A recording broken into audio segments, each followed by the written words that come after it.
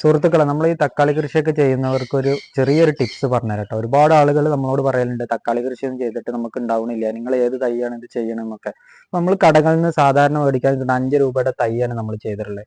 ഇവിടെ ഇപ്പോൾ തൈ ചെയ്തിട്ട് ഏകദേശം ഇപ്പോൾ ഒരു 100 ദിവസമൊക്കെ ആയിട്ടുള്ളൂ. അപ്പോൾ നമുക്ക് നിറയെ തക്കാളി നിൽക്കുന്നുണ്ട്. അപ്പോൾ ഞാൻ തക്കാളി കൃഷി ആദ്യമൊക്കെ ചെയ്തിരുന്നു. അപ്പോൾ നമുക്ക് ഇത്ര വിളവ് കിട്ടിയിരുന്നില്ല. ആദ്യമൊക്കെ നമുക്ക് കിട്ടുമ്പോൾ പറഞ്ഞു കഴിഞ്ഞാൽ അത് ഒരുപാട് ചീഞ്ഞു പോവുക, അതിൻ്റെ ഈ തണ്ടിന് ഒരു പ്രശ്നം വന്നിട്ട് അത് ചീഞ്ഞു പോവുക, അങ്ങനെയൊക്കെ വന്നിരുന്നു. അന്ന് നമ്മൾ എന്താ വെച്ച് കഴിഞ്ഞാൽ താങ്ങ് കൊടുത്തിരുന്ന പകുതി നിലത്ത് മണ്ണിൽ മുട്ടിയിട്ടാണ് നിന്നിരുന്നത്. ആ മണ്ണിൽ മുട്ടി നിൽക്കുമ്പോൾ തന്നെ നമുക്ക് തക്കാളി എന്ന് പറഞ്ഞു കഴിഞ്ഞാൽ ഇതിൽ പല ഫംഗസൊക്കെ വന്നിട്ട് ഇത് കംപ്ലൈൻ്റ് ആയി വരാനുള്ള സാധ്യത വളരെ കൂടുതലാണ്. അപ്പോൾ നമ്മളിപ്പോൾ എന്ത് ചെയ്തു വെച്ച് കഴിഞ്ഞാൽ തക്കാളി തൈ നട്ടതിൻ്റെ ശേഷം അത് വലുതാവുന്നതിനനുസരിച്ച് നമ്മൾ അതിൽ മണ്ണ് ഇങ്ങനെ ആഡ് ചെയ്ത് കൊടുക്കും. മണ്ണും അതുപോലെ തന്നെ ചകിരിച്ചോറും പിന്നെ പിന്നെ ഇതും പാടിയാണ് നമ്മൾ ചെയ്തിട്ടുള്ളത്. നമ്മൾ ചകിരിച്ചോറ്, മണ്ണ്, പിന്നെ ചാണകപ്പൊടി ആണ് നമ്മൾ ഇതിൽ ചെയ്തിട്ടുള്ളത്.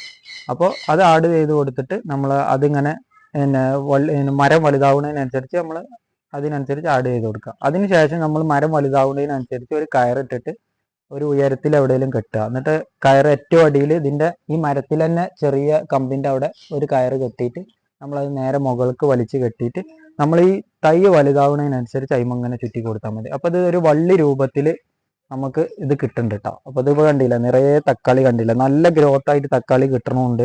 അതുപോലെ തന്നെ നിറയെ തക്കാളി കായ്ക്കണമുണ്ട്. ഇത് മണ്ണിൽ മുട്ടാതെ നിൽക്കണോണ്ട് തന്നെ നമുക്ക് തക്കാളി എല്ലാം നമുക്ക് ഒരു കംപ്ലൈൻറ്റും കൂടാതെ നമുക്ക് തക്കാളി കിട്ടുന്നുണ്ട്. അതൊക്കെ ഇപ്പോൾ ആദ്യം ഉണ്ടായ തക്കാളിയാണ്, ഏകദേശം പൂക്കാരായി. ഇപ്പം ഇന്നലെ ഇവിടെ ഒന്ന് പൊഴുത്തിന്ന്, ഇപ്പോൾ ഇവിടെ ഒന്ന് മഞ്ഞ കളറായിട്ട് ഇവിടെ വന്നിട്ടുണ്ട് ഇവിടെ ഒന്ന്. അപ്പോൾ ആ രീതിയിൽ ഇപ്പം നിറയെ തക്കാളിയാണ്. നമ്മളൊരു വള്ളി രൂപത്തിലാണ് ഇത് വരുന്നത്. അതുകൊണ്ട് തന്നെ നമുക്കൊരു കംപ്ലൈൻറ്റ് വരുന്നില്ല, അത് നിലത്ത് മുട്ടാതെ. ഞാൻ ആലോചിച്ചപ്പോൾ ഇത് പിന്നെ തക്കാളി തൈ ഒക്കെ എന്ന് പറഞ്ഞാൽ ഈ കാലത്താണ് നടാൻ നല്ലത്. നമുക്ക് ഈ വേനൽക്കാലത്താണ് നടാൻ നല്ലത്. മഴക്കാലത്ത് നട്ട് കഴിഞ്ഞാൽ ചീഞ്ഞ് പോവുക, ഇതൊക്കെ പ്രശ്നം പറ്റും. അപ്പോൾ നമ്മൾ വേനൽക്കാലത്താണ് തക്കാളി തൈ നടാൻ ഏറ്റവും നല്ലത്. അതൊരു ഗ്രോ ബാഗിൽ വെച്ച് കഴിഞ്ഞിട്ട് നമ്മൾ ഇതുപോലെ കയറിട്ട് ചുറ്റിയിട്ട് ഇതുപോലെ ഇങ്ങനെ വലുതാവുന്നതിനനുസരിച്ച് ആ പിന്നെ കമ്പന്നെ ഒന്ന് ചുറ്റി കൊടുത്താൽ മതി ഈ വള്ളിന്ന്. അപ്പോൾ അത് മുകൾക്ക് കെട്ടി കഴിഞ്ഞാൽ ഇതുപോലെ മരമായി നിൽക്കും. അപ്പോൾ നിറയെ തക്കാളി ഇതിൽ തന്നെ തൂങ്ങി നിൽക്കണോണ്ട് മണ്ണിൽ ടച്ച് ചെയ്യാത്തൊരു അവസ്ഥ വരുന്നതുകൊണ്ട് നമുക്ക് നിറയെ തക്കാളി ഉണ്ടാവുന്നുണ്ട് കേട്ടോ. അപ്പം ഇത്തരം രീതികളൊക്കെ നിങ്ങളൊന്ന് ചെയ്ത് നോക്കുക. അപ്പോൾ ഇത്തരം രീതികൾ ചെയ്താൽ ഇതുപോലെ തന്നെ നിറയെ തക്കാളി ഉണ്ടാവും. അപ്പോൾ ഒരുപാട് ആളുകളോട് നമ്മളോട് അന്വേഷിച്ചു, നിങ്ങളെ തക്കാളി എന്താ ഇത്ര നല്ല രീതിയിൽ നിൽക്കുന്നുണ്ടല്ലോ, നിങ്ങൾക്ക് നല്ല വിളവുണ്ടല്ലോ എന്ന്. അപ്പോൾ നിങ്ങളൊന്ന് ജസ്റ്റ് വീട്ടിൽ ഇത്തരം രീതികളൊക്കെ ഒന്ന് ശ്രമിച്ചു നോക്കുക. ഇത്തരം രീതികൾ ശ്രമിച്ചു കഴിഞ്ഞാൽ എന്തായാലും വിജയം നിങ്ങൾക്ക് കാണും.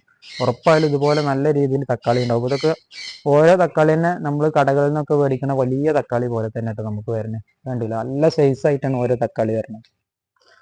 അപ്പോൾ എല്ലാവരും വീട്ടിലൊക്കെ ഇതുപോലെയുള്ള കൃഷികളൊക്കെ ചെയ്യുക. അപ്പോൾ നമ്മുടെ കൃഷിയുടെ വീഡിയോ ആണ് നമ്മൾ പൊതുവെ